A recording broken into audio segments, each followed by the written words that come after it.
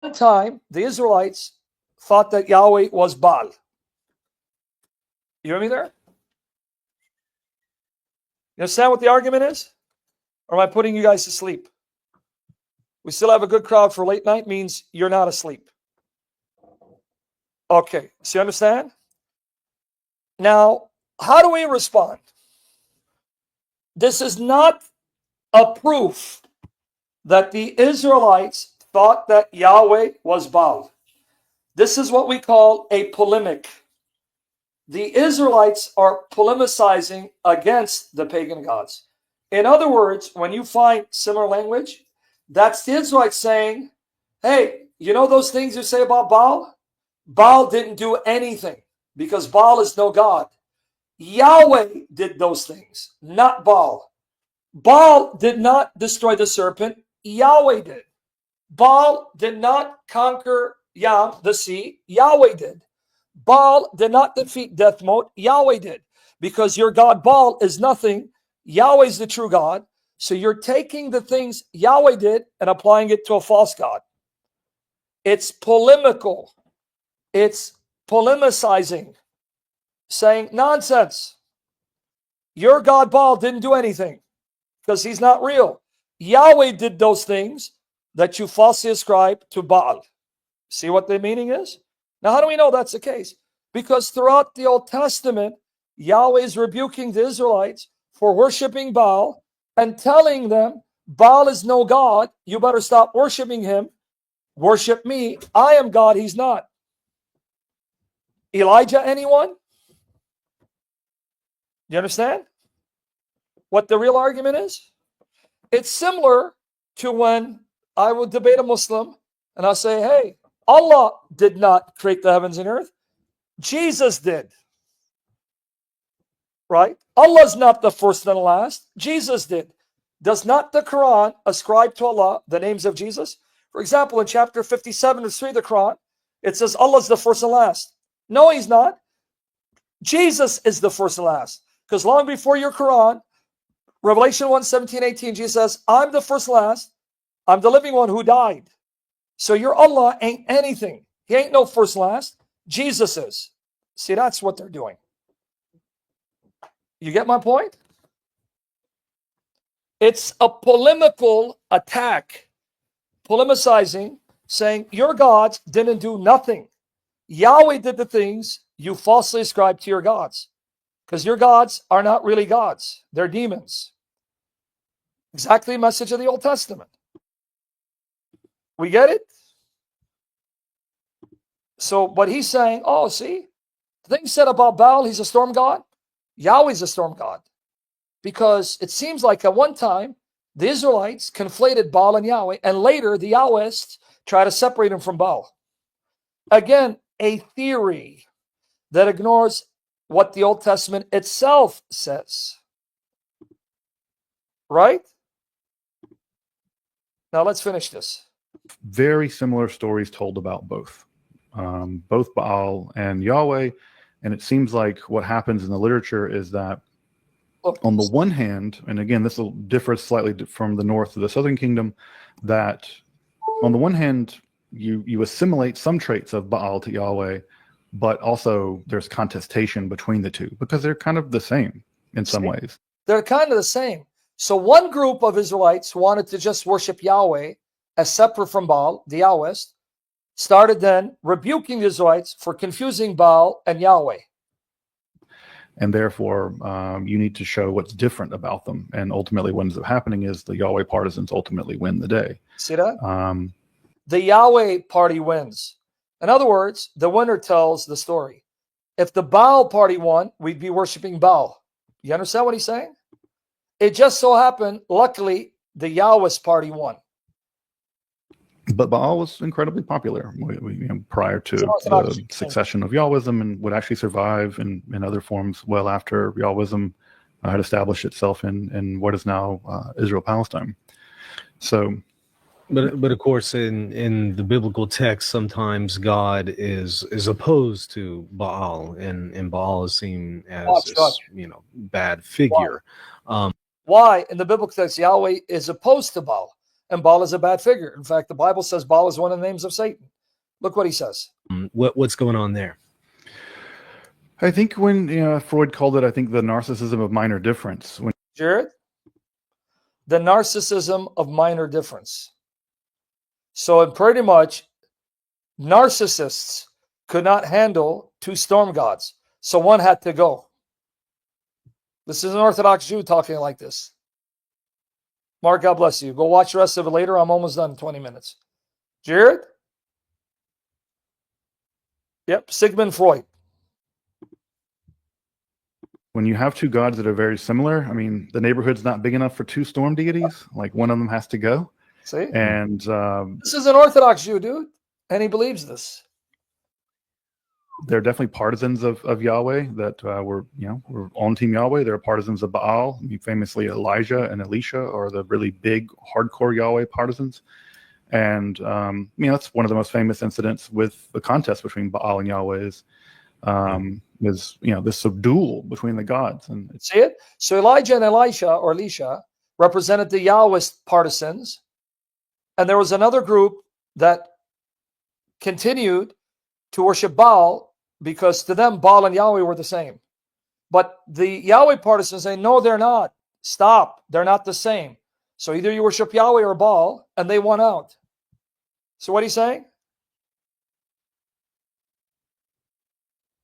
Did you see what they're saying?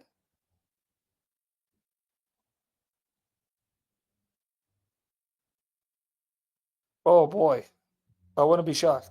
It's a pity that whole section is translated very badly into English often because Elijah is incredible. Look, he says, it's a pity that you effeminate queerbait Christians water down the Hebrew.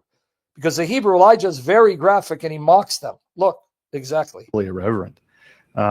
He was very there's some great sections where the euphemisms get translated lessons. And that's one of the most famous incidents with the contest between Baal and Yahweh is this duel between the gods. And it's a pity that whole section is translated very badly into English often because Elijah is incredibly irreverent. There's some great sections where the euphemisms get translated literally, but we know from those euphemisms that he's like basically mocking Baal, like, where's Baal? Maybe he's on the toilet. Right.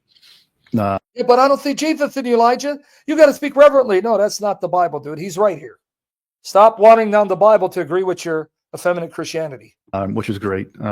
It's great. And which again, I just love how bawdy, I always hate when religiosity robs us of the humor of these sacred texts. And Exactly. we should embrace sacred humor. It's really a shame that we run from it in so many ways, especially on sacred texts. Excuse me. But yeah, I mean, what ends up happening is that in the Yahweh stories, Baal loses. I imagine you go ask the Baal people, they would tell you a different story. Jared, the winners tell the story. Yeah, according to the Yahwist partisans, Baal loses. But if you went and talked to the Baal partisans, they would have told you a different story. Baal wins, or Baal is Yahweh. So they rewrote the history of Israel. That's what he's saying. And look what else he says. Look, catch. But associating Baal with the demonic force and things like that, that's completely the fabrication of. Jared, your Bible is lying. Your Bible is lying when it associates Baal with the demonic. That's all fabrication. In other words, it's slander. Because the Baal worshippers didn't view him that way. Just like Muslims don't think Allah is actually a fallen angel. Really? Of course they wouldn't think it's a demon, buddy. But he's basically saying the Bible is wrong for saying, watch here, listen. With the demonic force and things like that, that's completely the fabrication of later writers and sort of Yahwists. See? Fabrication later eyes out. So Yahwists lied, fabricated, made up, they slandered. That's what he's saying. You see that? But if you actually look at the texts of the people that worshipped Baal, they're attacking me again. So the text that worship Baal, right? I've spoken. and you could sub out Baal's name, and stick in Yahweh. And I don't think most people could even tell the difference. Do you hear it? If you take the text about Baal and put the word Yahweh, you can't tell the difference. You're going to think they're talking about the same God. Same God. So the later Yahwist partisans who won out and their scribes fabricated, lied about the Baal worshippers, turned Baal into a demon and made the Baal worshippers look bad. In other words, it's all a lie. He just said, as an Orthodox Jew, his entire religion is a lie. The two final clips, and we're done. Watch what he says about El, the pagan god, being the father of Yahweh, and then later El and Yahweh becoming the same deity. So as Israelite religion evolved, it began with El being the father of Yahweh, to then El and Yahweh being the same. But watch what he says about Moses. Final two clips. Watch what he says about Moses. Final two clips. Watch here. Watch here. It seems like pretty early on, Yahweh and El are assimilated by the composition of the earliest sections of the Bible. That seems to have already occurred. So the earliest data, written documents of the Bible, which is to him would be Deuteronomy 32, the Song of Deborah in Judges 5, 4 and 5, the Song at the Sea, Exodus 15 and Psalm 82. El and Yahweh are already merged as one. So very early in the history of Israel, El and Yahweh become the same God.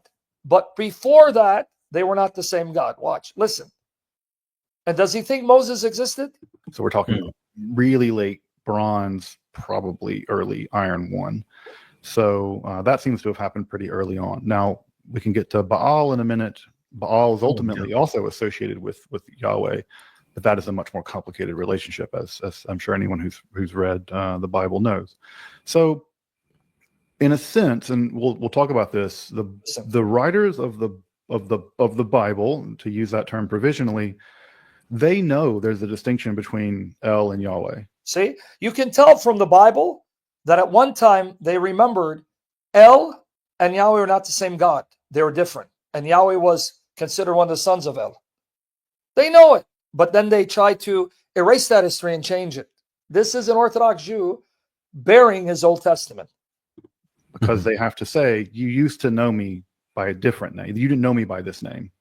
And so there's a shift where the writers of the text kind of seemingly have a memory of these gods being distinct. And there's even a moment where it seems like El is actually giving Yahweh a portion of land. That's Deuteronomy 32. Now, Michael Lofton is shocked. He has never heard this. Poor brother, you need to read my articles, watch my sessions, read my Kaiser. He's what? Look. Now, he doesn't recall where. He says Deuteronomy 33, but later he's going to recall it. Watch the shock. Which is even stranger, because it doesn't seem like... where would that be? I think it's in... Shocked. What? Where? Now watch. I'm going to play another clip on the same theme, because then Michael reminds you said you'd find it. He's like, he still doesn't believe it. Where does it say Yahweh was given land by El? But now watch what he's going to say about Moses. It's in Deuteronomy 30. Is it Deuteronomy 33? I can look it up. Yeah. Where you have Yahweh seemingly getting a portion of land from El, which is bizarre. But if these gods were originally distinct, then that makes some sense. So yeah, I would like to see that. But let me ask for some more clarification on El specifically. Do you recall maybe the earliest extra biblical reference to El? Would that predate Moses and the Pentateuch? Assuming that, I mean, if we think of Moses as a historical character, which I'm not so sure that Moses was a historical character. Do you hear it? I don't even think Moses is an historical character. Did you hear it? I think you missed it. Watch. Some more clarification on El specifically. Do you recall maybe the earliest extra biblical reference to El? Would that predate Moses and the Pentateuch? Assuming that, I mean, if we think of Moses as a historical character, which I'm not so sure that Moses was a historical character, but sure, it would have been during the Ugaritic period. So Ugarit's destroyed with the arrival of the Sea Peoples in 13th century, and when those texts go back well before that. So El would have been well attested well back into the Bronze Age. Well back into the Bronze Age. I'm not so sure Moses is an historical character. Now it brings me to the final part, because now Michael's going to ask him, hey, did you find where it says that El gave Yahweh land? So that El was the father of Yahweh? Because he's still shocked. He didn't forget it. Final clip. And remember he mentioned Mike Heiser. So let's go to 59-minute, 51-second mark. We're going to wrap it up. Okay, watch here. Okay, watch. Recall at this point where the text is that El grants land to Yahweh by any chance, because that just sounds incredibly fascinating to me. I don't recall where that is. So he's still shocked. Dude, I haven't forgotten. Can you now show me? Watch again. He's shocked. Listen to this. And I would certainly love to see it. Yeah, he's like, but if we can't access it quickly, no worries. Deuteronomy 32:9. Let me pull it up. 32:9. Let me pull that up. Remember I read that? And remember he said, I'm not the expert. Mark Smith, Michael Heiser, they're the experts. So he means he knows Michael Heiser's response. And I'm going to show you Michael Heiser's response. So we're going to wrap it up. Let me pull it up here in Safaria. Yeah. Yeah, I'm going to explain that your mom is not doing muta in Iran with your uncle. So for the Lord's, I guess that's Yahweh's portion is his people, Jacob his allotted inheritance. Okay, so tell me more what's going on here. Yeah, so we go through pulling it up here in the Watch here. Hebrew. Mm-hmm. So we have the Most High gave nations their homes. So we have Elyon is doing the giving here, right? So Elyon is giving to the nations, the Goyim, their various homes. And he sets up the division of the humanities, and then he sets up the division. He sets the boundaries of the people in relation to Israel's numbers. Listen. And it says for Yahweh's portion is this people, Jacob God's own allotment. And what it seems to be happening here. What it seems to be happening. But remember, I played the clip. Go watch it. He goes, why you come to me about Yahweh? Go to Mark Smith, Mike Heiser. They're the experts. Why ask me? So he told you, go to a real expert. Well, I'm going to show you what Michael Heiser says about the Hebrew. He goes, well, the Hebrew seems, be patient. Here, according to Mark Smith and others, is that Elyon is giving out portions. And the portion that Yahweh gets is Jacob. Because otherwise, Elyon is giving his sons portions, and he gives Yahweh his portion, Israel. That means Elyon and Yahweh are not the same. The Most High and Yahweh are not the same. Yahweh is giving something to himself. And that seems very strange. Weird. It seems strange to say that Yahweh gave something to himself. That don't make sense. So Yahweh gave himself an inheritance? Why doesn't it make sense?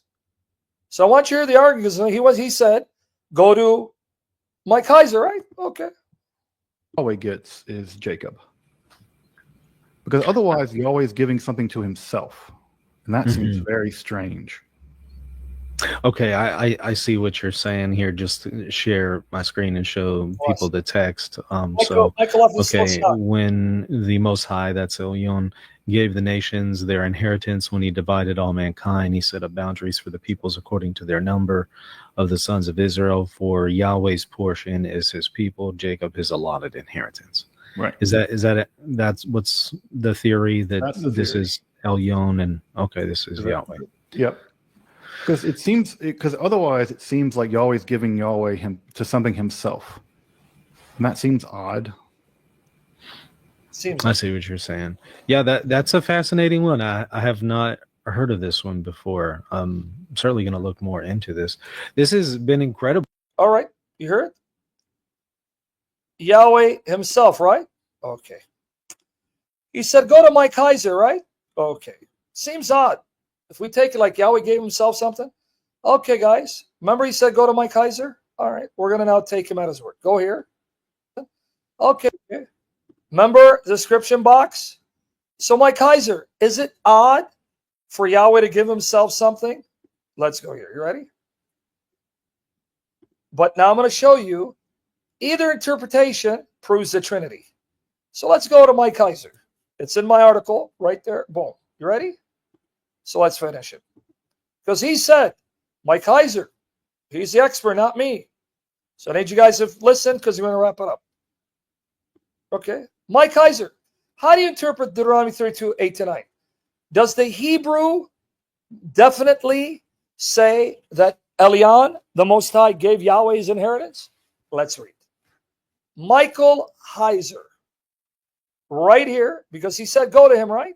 Okay. Heiser, you've seen En Elohim. You've seen them all. Critique of Mormons' use of Psalm 82. All right. Do you agree with him? That it's odd to say Yahweh gave himself, right, an inheritance? Let's read.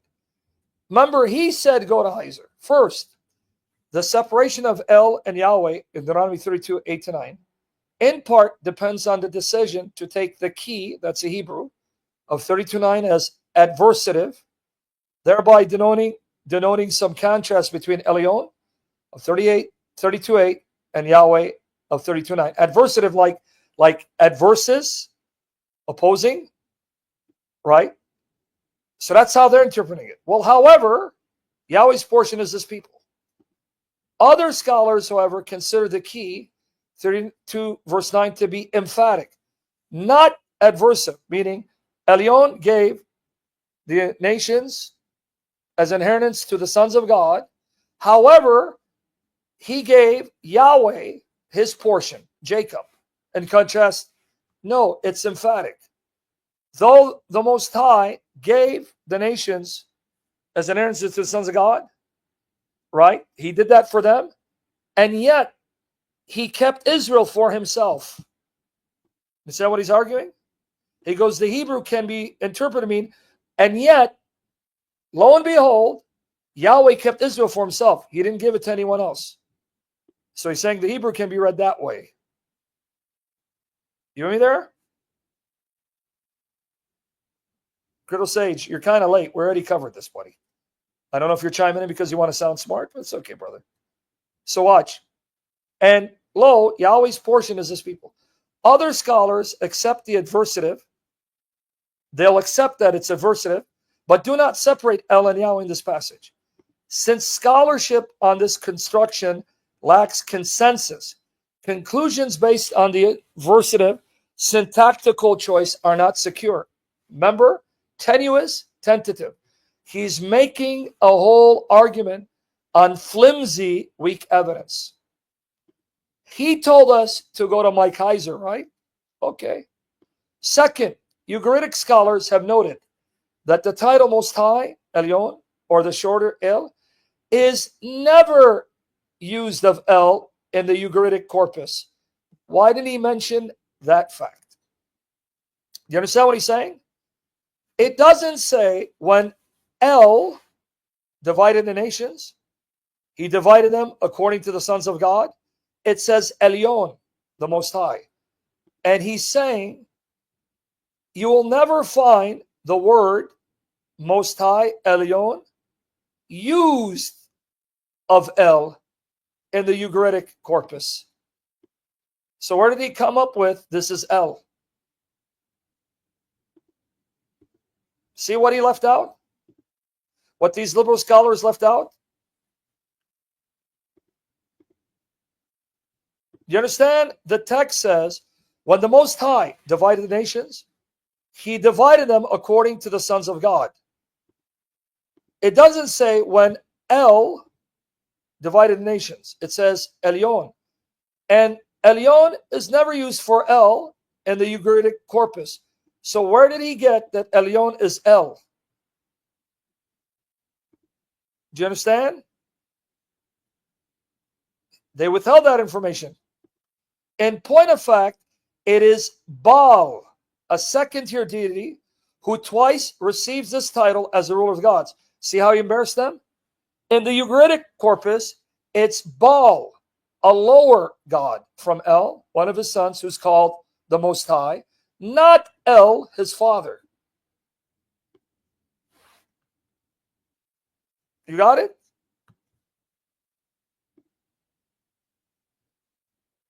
You got this? In the Ugaritic corpus, Baal, who's second tier deity, he's not in the first level, a son of El, he's called the Most High. So if we were to take this at face value, that means Baal, the Most High, divided the nations according to the sons of God. You got a problem, Houston? LDS scholars, and he's refuting Mormons who are butchering liberal scholarship to try to prove their view of the Godhead is true, which is a lie, blasphemous, and pagan. LDS scholars, who often refer to Yahweh as a second-tier deity under El, Elyon, certainly points to El in Deuteronomy 32:8-9. Due to the well-established attribution, watch here, of Baal, epithets to Yahweh, the title Elyon could conceivably point directly to Yahweh in Deuteronomy 32:8-9. Now, what is he saying? Seeing that in the Bible, the titles of Baal are applied to Yahweh. Why? Because the Bible is polemicizing. It's saying your God Baal is a demon, a false god. So he's not the Most High. Yahweh is. He doesn't ride the clouds, because that's what Baal is called, the rider of the clouds. Yahweh does. So he's saying now it backfires against you Mormons, because since Elyon is a title given to Baal, then this makes it all the more evident that here in Deuteronomy 32, Yahweh is called Elyon to show him, not Baal, is the Most High. See what he's arguing? So it backfires against you. Careful Ugaritic scholars won't make that stupid mistake. It's internet apologists that do. Is that what he's saying, right? Let me repeat it one more time. May the Spirit strengthen my throat. Since Baal is called Elyon, the Most High, and the Ugaritic text, not El, and since the Old Testament shows that it is Yahweh, not Baal, who rides the clouds. Yahweh, not Baal, who's the Most High. So that in the Old Testament, to attack Baal and show he's a false god, the writers will take the very titles that Baal worshippers attributed to Baal and apply to Yahweh, to saying, your God Baal is none of those things, because he's a demon under the feet of Yahweh. Yahweh is the Most High, not Baal. So now this further proves that in Deuteronomy 32:8, it is Yahweh who's the Most High. You understand his point now? Let me break it down. Since Baal, not El or El, is called Elyon, Most High. Okay, watch here. And since, watch here. And since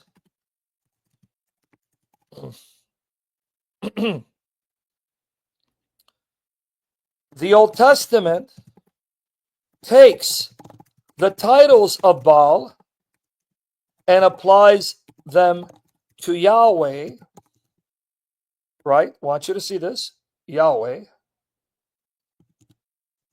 To show he, not Baal, is truly God. Right? You with me there? Watch here. Took you a while, huh? Fight League. This therefore proves that in Deuteronomy 32:8, the title Most High, Elyon, must be a reference to Yahweh. Okay, watch here. In order to show that Yahweh, not Baal, is truly the Most High. You understand the argument now?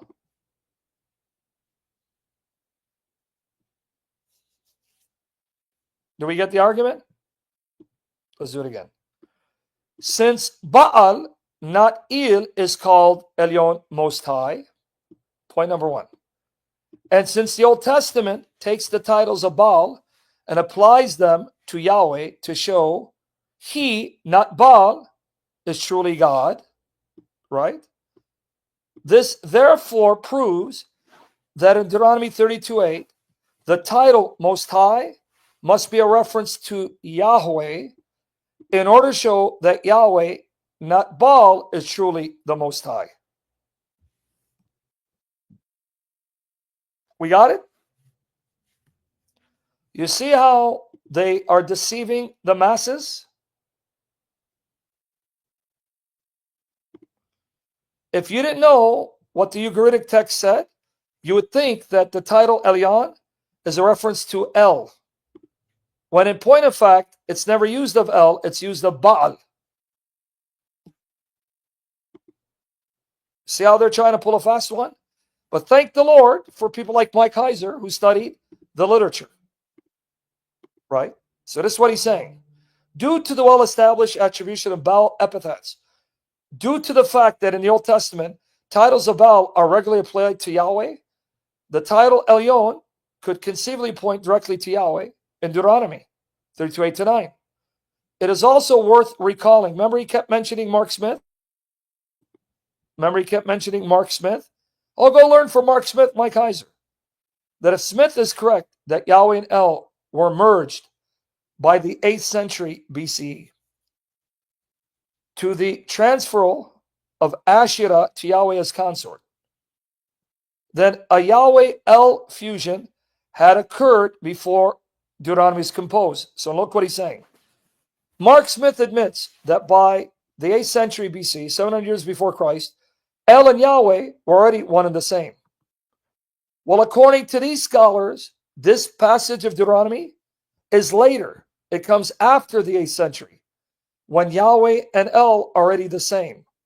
Well, if they're already the same at that time, how then are you arguing that Deuteronomy 32, which comes after Israel, has already identified El and Yahweh as the same God?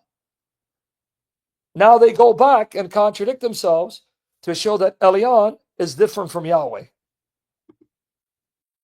You see, they want to have their cake and eat it too. We got it? Hence, it would have been possible for the author of Deuteronomy to have Yahweh as the head of the divine council.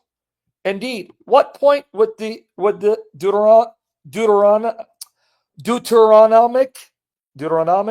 author have had in mind to bring back a Yahweh-El separation? How much sense does it make that he would now want to go back to separate Yahweh and El, which had been rejected 200 years earlier? For 200 years, Yahweh and El were said to be the same. So this author is now going to come back and change all that?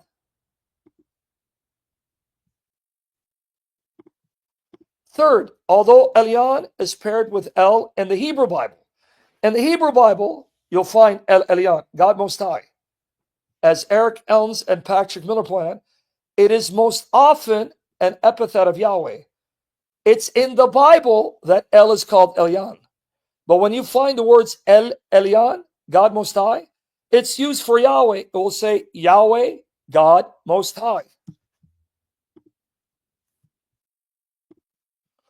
Smith and Parker are, of course, well aware of this, but attribute it to later tradition, contending that in Deuteronomy 32:8-9, the title Elyon should be associated with El, distinct from Yahweh. See, it's a theory. We should take Elyon in Deuteronomy 32 to refer to El and see El as different from Yahweh. Again, this would be most curious if Yahweh and El had been fused as early as the 8th century. So you understand what he's saying? Hey, scholars, you want to have your cake and eat it too. You're telling us that by the 8th century, Yahweh and El are the same God. And then you're telling us Deuteronomy 32 is written 200 years later. So then how in the world do you want us to believe that Deuteronomy 32, that's 200 years later, after the Israelites now worship Yahweh and El as the same God, that this document comes, contradicts that, and wants to now present El and Yahweh as separate gods? See the problem?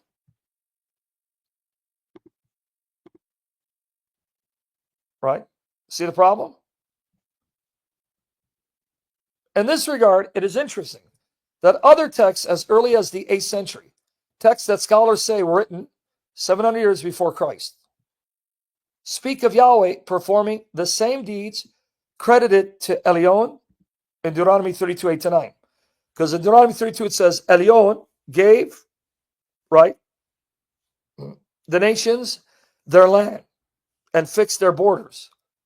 But then you go to Isaiah 10:13, and who did that? In Isaiah 10:13, who gave the nations their borders? Yahweh. For example, Isaiah 10:13 has Yahweh in control of the boundaries of the nations. See that? Okay, let's finish it. It appears that the presupposition of an early Yahweh and El separation requires the exegete to argue for a later tradition at this point. See, you're going to have to keep arguing, oh, this was later, this was later. Even though the evidence shows Yahweh and El already identified as one of the same way earlier. Make up your mind. Okay. Fourth, separating El and Yahweh in Deuteronomy 32, 8-9 is internally inconsistent with Deuteronomy 32 and Deuteronomy at large. If you read Deuteronomy 32, you're going to see that in Deuteronomy 32, Yahweh is identified with the same titles given to El in the Canaanite literature. For example, this assertion is demonstrated by the two preceding verses, verses 6 and 7. Those two verses attribute no less than 5 well recognized. Notice this. In verses 6 to 7, 5 recognized titles of El used by the Canaanites for their God are applied to Yahweh, demonstrating that the redactors who fashioned Deuteronomy recognize the union of El with Yahweh as one would expect at this point in Israel's religion. Do you understand that argument, guys? Or did I lose you? Because it seems I'm losing people. Do you understand the argument? Let's see if you got it, because we have one more paragraph so we can wrap up.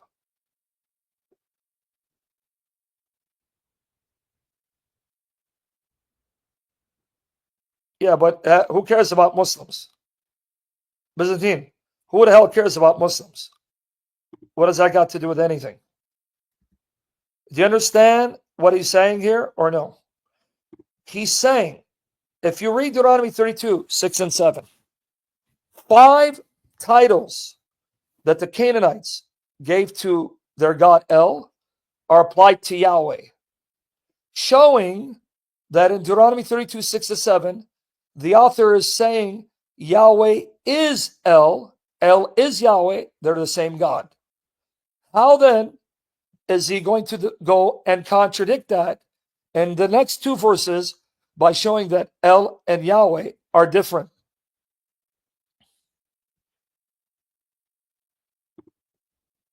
You understand?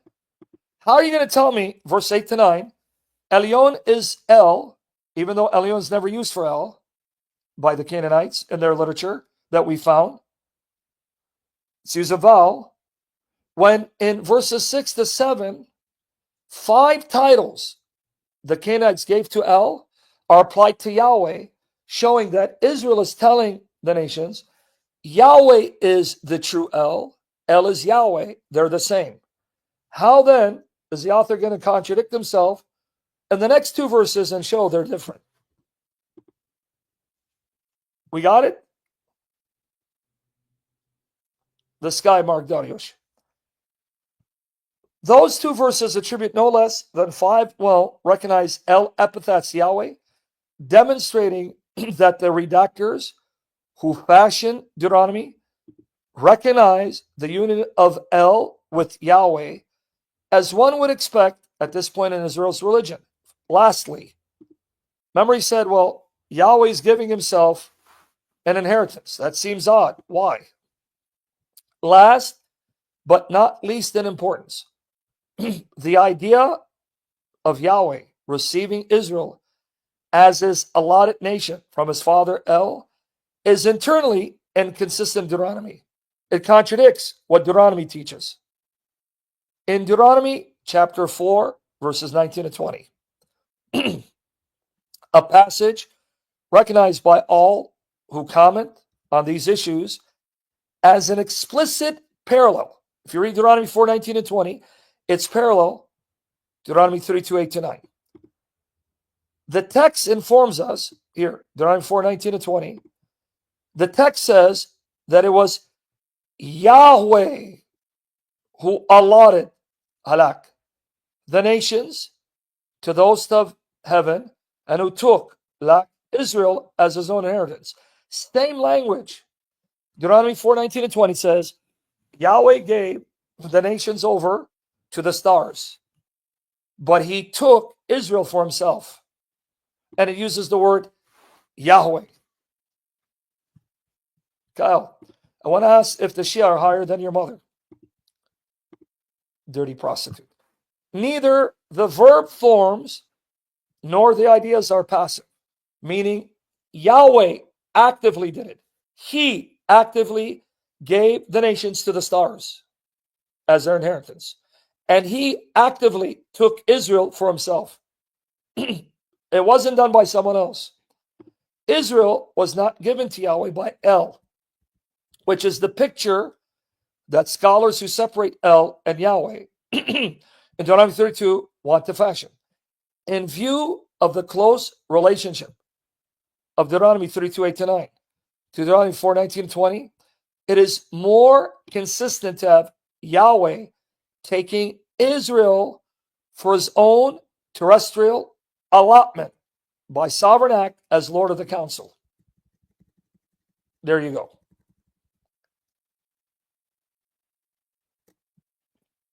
You see that? You understand what is being said, right? Or do you guys go to sleep?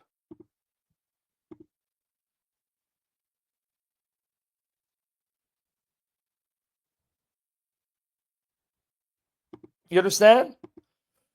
You read Deuteronomy 4, 19 and 20, Deuteronomy 32, 8 to 9. There you're told Yahweh, your God, has allotted halak to all the peoples everywhere under the heaven. And the Lord Yahweh took you Israel, lakka, active. He did it, not someone else.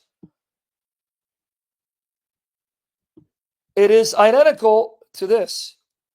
The Lord's own portion, halak, was his people. So it must be that the Most High is Yahweh, because earlier, the one who gave the nations their allotment is Yahweh, which means here, the Most High who gave the nations their boundaries and hand them to the gods must be Yahweh. And in Deuteronomy 32, 6 to 7, 5 titles that the Canaanites gave to Il are given to Yahweh, showing that Deuteronomy 32 is presenting Yahweh as the same God as El, who's different from the pagan god of the Canaanites. You got it now?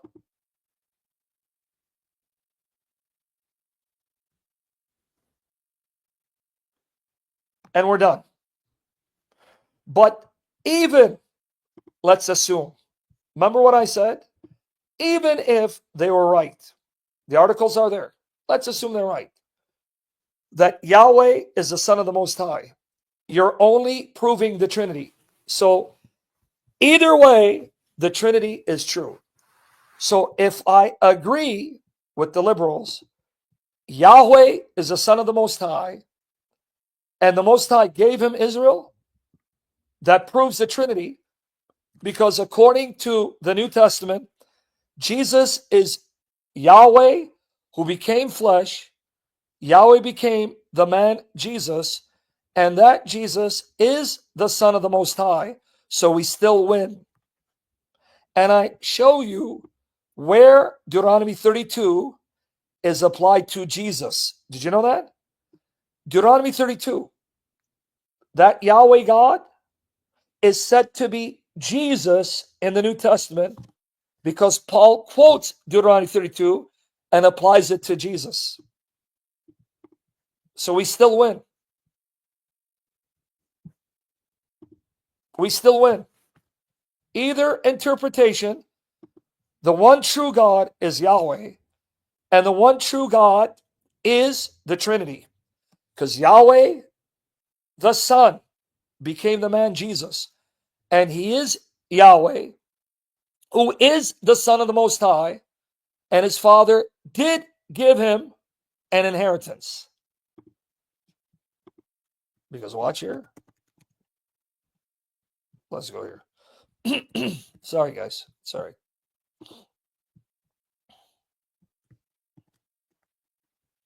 Who is Jesus? He will be called the Son of the Highest. So either way, the Trinity wins. That's why I gave you both options.